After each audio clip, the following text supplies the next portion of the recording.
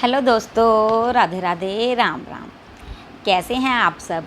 आशा करती हूँ आप सब अपने अपने घरों में बहुत अच्छे होंगे और भोलेनाथ की कृपा से आप सबका स्वास्थ्य बहुत अच्छा ही रहेगा, यही मैं भगवान से दुआ करती हूँ। चलिए आज की जो स्टोरी है वो बहुत ही मज़ेदार है। इतनी अच्छी है कि आप अपने आप सबके साथ शेयर करने में, लाइक करने में और कमेंट करने के लिए मजबूर हो जाएंगे। चलिए पहले आज की स्टोरी की बात करते हैं, फिर हम बात करेंगे मॉरल ऑफ द स्टोरी की। आज की जो स्टोरी है वो है किस्मत के ऊपर और दौलत के ऊपर। बहुत लोगों का मानना ये है कि अगर हमारे पास पैसा है तो हम कुछ भी खरीद सकते हैं, हमें किसी भी इंसान की ज़रूरत नहीं है। और बहुत लोगों का मानना ये है कि अगर हमारी किस्मत में होता है तो वो हमें मिलता ज़रूर है।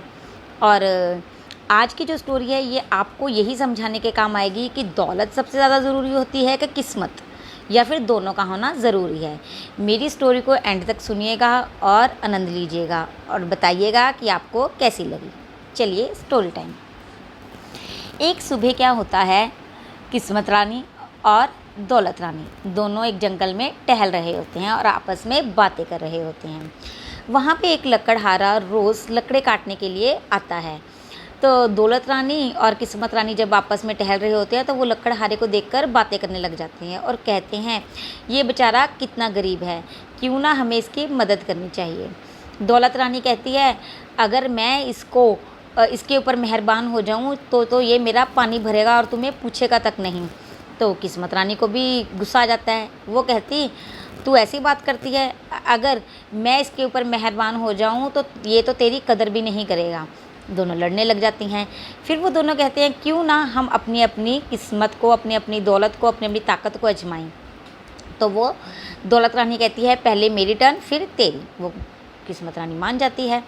तो दौलत रानी क्या करती है, उस लकड़हारे के पास जाती है और कहती है कि ये ले, आज मैं तुम्हें एक 9 लखा हार देती हूँ, तू जा इसे अपने घर पे ले जा और अमीर हो जा।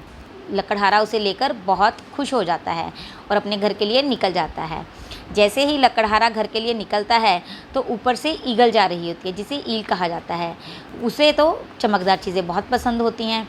तो वो क्या करती है, उसका हार उड़ाकर ले जाती है, उसके गले से निकाल कर ले जाती है। जैसे ही हार लेकर जाती है, लकड़हारा परेशान हो जाता है और कहता है कि अब मैं क्या करूं, अब तो मैं कुछ नहीं कर सकता। वो घर जाता है, अपनी पत्नी को सारी बात बताता है, उदास हो जाता है और कहता है, मैं तो अमीर होते होते रह गया, चलो अब जो किस्मत में। वो ये कहकर सो जाता है। अगली सवेर होती है तो किस्मत रानी और दौलत रानी फिर वहीं पे टहल रही होती हैं। तो दौलत रानी कहती है, आज वो नहीं आएगा क्योंकि मैंने कल उसको इतना सारा जो हीरो का हार दिया था उससे वो बहुत अमीर हो चुका होगा, तो आज वो लकड़े काटने क्यों आएगा। लेकिन वो देखती है कि वो लकड़हारा वहाँ पे फिर आया होता है। किस्मत रानी हंसने लग जाती है और कहती है, देख ये तो फिर यहाँ पे मौजूद है। तो वो पूछती है लकड़हारे से कि मैंने तो तेरे को कल हीरो का हार दिया था, वो कहाँ चला गया, तू तो इतना अमीर हो गया होगा उसके साथ। तो वो लकड़हारा सारी अपनी बीती बताता है। तो दौलत रानी कहती है, कोई बात नहीं, तू निराश मत हो, ये ले हीरो की एक पोटली, इसे बेच दे, इसे बेचकर तू बहुत अमीर हो जाएगा और तुम्हें लकड़े काटने की ज़रूरत नहीं पड़ेगी। तो वो लकड़हारा बहुत खुश हो जाता है, कहता, अच्छा जी, मैं तो बहुत अमीर हो जाऊंगा, मैं नहीं लकड़े काटता। खुशी खुशी वो अपने घर जाता है और कहता है, आज सबसे पहले ये बात मैं अपनी पत्नी को बताऊंगा और उसे ये हीरे संभालने के लिए दे दूंगा, नहीं तो कहीं मेरे से ये फिर से गुम ना हो जाएं। जैसे ही वो अपने घर आता है तो अपनी पत्नी को आवाज़ लगाता है, पूरे घर में ढूंढता है, उसकी पत्नी उसे कहीं नहीं मिलती। तो वो क्या करता है, हीरो को वहीं लॉबी में छोड़कर अपनी पत्नी को ढूंढने के लिए बाहर निकल जाता है। पीछे से उनके घर में एक पड़ोसन आती है। उसे ऐसे होता है कि मैं देखूं इसमें पोटली में क्या है। जैसे ही उसकी निगाह उस पोटली पे पड़ती है, उसे देखती है, तो उसे ये हो जाता है, क्यों ना मैं इसको चुरा के ले जाऊँ, मुझे कौन सा किसी ने अंदर आते हुए देखा है। तो वो पड़ोसन उसकी वो हीरो की पोटली चुरा कर ले जाती है। जैसे ही वो व्यक्ति लकड़हारा अपनी पत्नी के साथ घर आता है तो देखता है वहाँ पे हीरो की पोटली नहीं होती। वो फिर बहुत निराश होता है, अपनी पत्नी को कहता है, आज मुझे उस औरत ने ये हीरो की पोटली दी थी, लेकिन आज भी मैं इसको गुमा बैठा हूँ।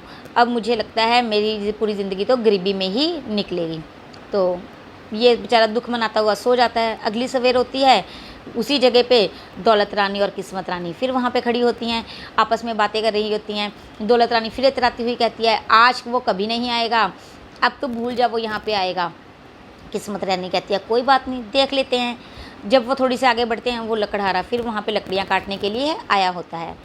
ये बात देखकर दौलत रानी को फिर गुस्सा आ जाता है। उसे कहती है मैंने तेरे को 2 बार ये चीज़ें दे दी और तुम हर बार घुमा देते हो, अब तेरी ये आखिरी बार है।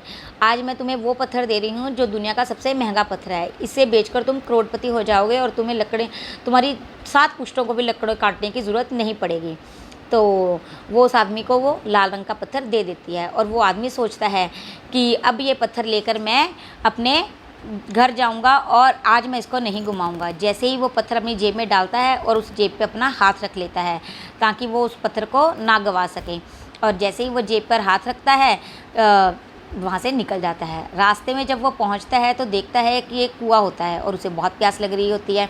वो पानी पीने के लिए जब उस कुएं पे रुकता है, वो जैसे ही ओक में पानी भरने की कोशिश करता है तो उसका जो वो होता है, क्या कहते हैं उसको, लाल रंग का पत्थर होता है उसकी जेब में, वो उसकी जेब से गिर के पानी में चला जाता है। वो बहुत ढूंढता है लेकिन वो उसे पत्थर नहीं मिलता और फिर वो निराश होकर अपने घर लौट जाता है। जैसे ही वो अपने घर जाता है, अपनी पत्नी को सारी बात बताता है तो उसकी पत्नी कहती है कोई बात नहीं, हमारी किस्मत में मुझे लगता है गरीबी ही लिखी है, आप दुखी मत होजिए, आज घर पे खाने के लिए भी कुछ नहीं है, चलिए औखे सौखे ये रात निकालते हैं, कल आप शहर जाकर कुछ खाने के लिए अच्छा सा ले आइएगा।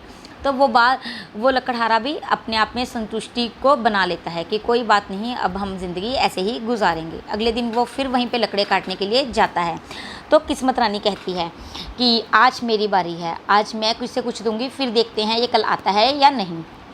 तो किस्मत रानी उसे 1 टका देती है। जैसे ही किस्मत रानी उसे 1 टका देती है तो दौलत रानी बड़ी ऊँची ऊँची हंसने लग जाती है। वो कहती है मैंने इसे इतना कुछ दिया, इतने महंगी चीज़ें दी, ये उससे अमीर नहीं हुआ, तुम्हारे 1 टके से अमीर होगा। किस्मत रानी कहती है कोई बात नहीं, देखते हैं। चलिए, वो 1 टका लेकर वहाँ से जा रहा होता है। उसे ये होता है कि आज घर में बनाने के लिए भी कुछ नहीं है और मैं शहर जाकर कुछ ले लेता हूँ इस 1 टके का। जैसे ही वो शहर पहुँचता है तो एक मछली वाले की दुकान पर जाता है और उसे पूछता है ये मछली कितने की है, मैंने लेकर जानी है। तो वो आदमी 1 टके की कहता है। वो 1 टके की वो मछली को ख़रीद लेता है और जैसे ही वो एक जंगल से निकल रहा होता है तो वो सोचता है क्यों ना मैं घर पे इसको बनाने के लिए बालन भी ले जाऊँ, मुझे नहीं लगता घर पे बालन भी होगा। जैसे ही वो लकड़ी काटना शुरू करता है बालन के लिए तो उस पेड़ से वो 9 लखा हार जो वो ईल चुरा कर लेकर गई थी वो गिर के उसके गले में आ गिरता है और वो हार देखकर खुश हो जाता है और उसे उसकी पहचान हो जाती है कि ये तो वही हार था जो मुझे उस देवी ने दिया था। तो वो भागा भागा घर जाता है और अपनी पत्नी को कहता है ये वही हार है जो मुझे उस औरत ने दिया था, तू इसे संभाल के रख ले, कहीं ये फिर से चोरी ना हो जाए। और वो जैसे ही मछली को बनाने के लिए जाते हैं तो पीछे से उनकी पड़ोसन भी चुपके से आकर उनके घर पे हीरे रखकर चली जाती है। उसे डर होता है कहीं ये हीरे कोई चुरा कर, कहीं ये इन हीरों के बारे में पुलिस को पता चल गया तो उसको पुलिस पकड़ के ही ना ले जाए। जैसे ही वो खाना खाने के लिए टेबल लगा रहा होता है तो देखता है कि वहाँ हीरो की पोटली पड़ी होती है। वो बड़ा खुश हो जाता है और कहता है ये वही पोटली है जो हमारी गुम गई थी, इसमें बहुत सारे हीरे हैं, संगीता इसे भी संभाल कर रख लो। तो वो उसे भी संभाल कर रख लेती है और जैसे ही वो खाने बनाने के लिए मछली को काटती है तो मछली के पेट से वही लाल रंग का वो हीरा निकलता है, जो पत्थर निकलता है जो उसको उस देवी ने दिया था। तो वो ये सब चीज़ें देखकर बड़ा हैरान हो जाता है और बहुत खुश होता है और उन्हें सब चीज़ों को ले जाकर वो एक बड़े से झोरी को बेचता है और बहुत बड़ा घर कोठी सब कुछ डाल लेता है और अगले दिन वो लकड़ काटने नहीं जाता। जैसे ही अगले दिन दौलत रानी और किस्मत रानी वहाँ पर आते हैं तो देखते हैं लकड़हारा वहाँ नहीं होता और वो नहीं आता। दौलत रानी कहती है मैंने इसे इतना कुछ दिया लेकिन ये उससे अमीर नहीं हुआ, तुमने इसे 1 टका दिया और ये आज नहीं आया, ऐसा क्यों? लगता है उसके घर में कुछ कोई ना कोई अनहोनी हो गई होगी जिसकी वजह से वो नहीं आया।